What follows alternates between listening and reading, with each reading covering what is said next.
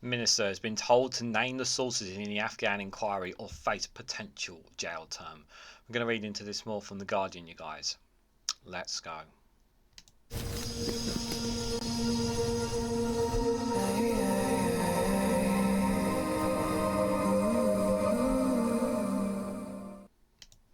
Good morning, good afternoon, good evening, wherever you are in the world. This is Reganelite here with an article from The Guardian with the headline that a minister has been told to name the sources in the Afghan inquiry or face potential jail term. Johnny Mercer has been given 10 days to reveal the sources of claims that British troops engaged in war crimes. Guys, while you're here, make sure you hit the like button and share it across social media so others are notified of this video. So the time of this recording, just for reference for people, was on the 26th of March at 11:43 a.m. Just to put that reference out there in case it may have updated since then as well. If you hear any noise in the background, just ignore it. Don't worry, it's perfectly fine.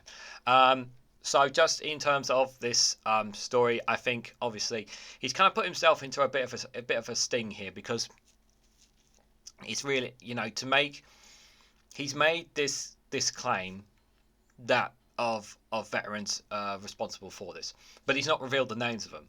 And the thing is that if you're gonna say something, you've got to put yourself in a position where you're gonna have to name those sources.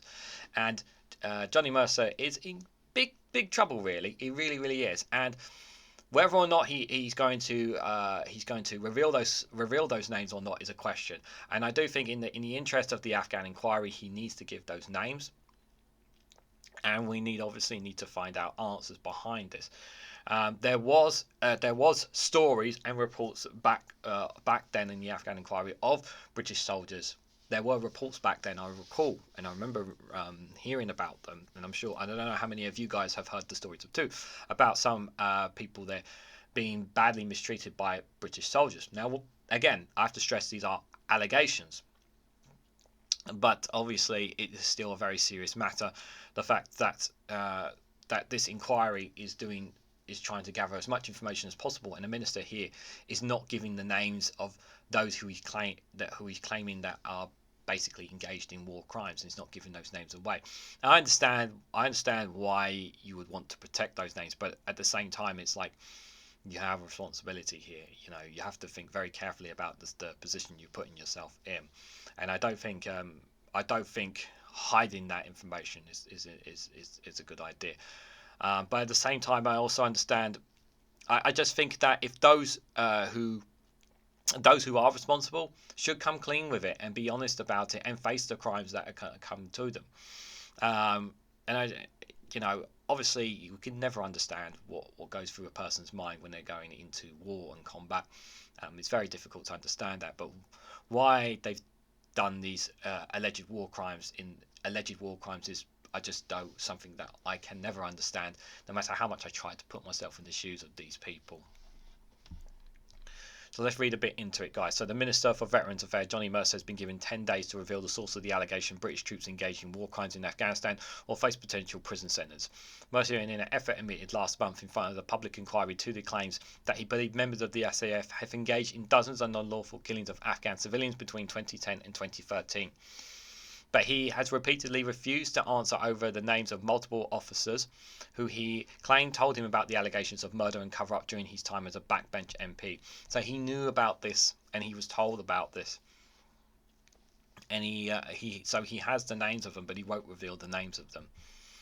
Lord Justice Haddon-Cave, the chair of the Afghanistan inquiry, told him last month that his decision to refuse to answer legitimate questions at a public inquiry was disappointing, surprising, and completely unacceptable. The inquiry chair has given Mercer till the 5th of April to provide a witness statement containing the names.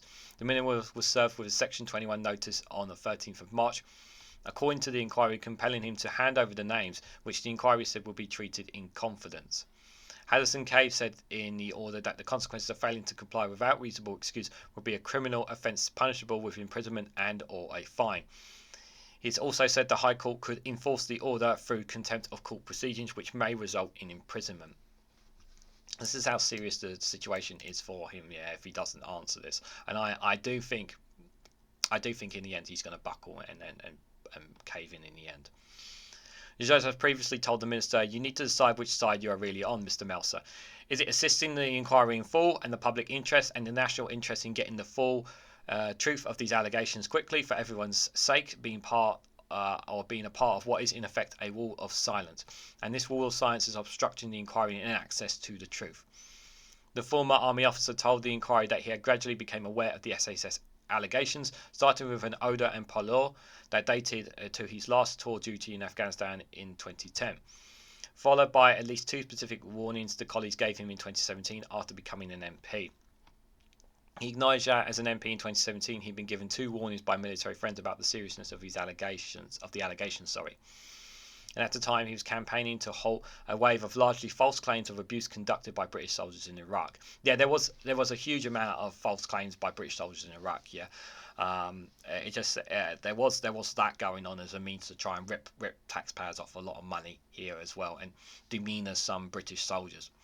There was 1 or 2, I believe. Correct me if I'm wrong in the comments, but I believe there was 1 or 2 cases, but there was a lot of false claims around that time as well. One was described as a senior officer who warned him about the scale of the official investigation into the SS summary killings. The second was a former fellow soldier who said he had been asked to carry a dropped weapon that would be used to fabricate evidence of an attack on elite soldiers and justify civilian killings on raid nights in Helmand Province. The Afghan inquiry into allegations that 80 Afghans were summarily killed by members of the 3 British SAS units opened in October. Again, I want to stress these are allegations, and obviously the inquiry is still continuing, so I think it's an important reference to make. But obviously, there's still more to come from this story, and where this goes, obviously from here, will be interesting to say the least. If Johnny Mercer, the minister, does give away the names, what will happen to those who are named next? I imagine there will be consequences for them. If without a doubt, I do believe that. I personally don't think Johnny Mercer is going to hold off on that information. I do think he's going to give it. I do generally think he's going to give it.